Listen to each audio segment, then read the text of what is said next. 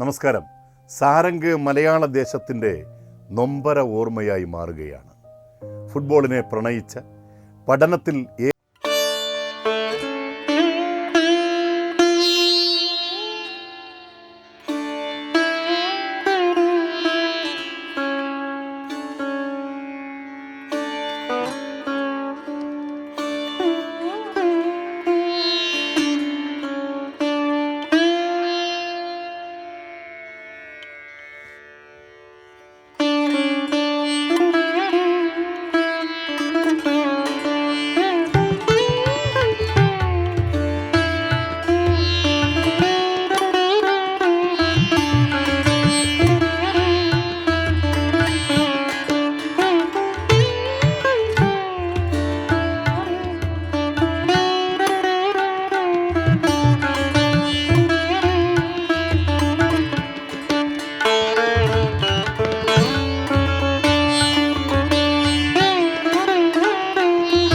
Full A+.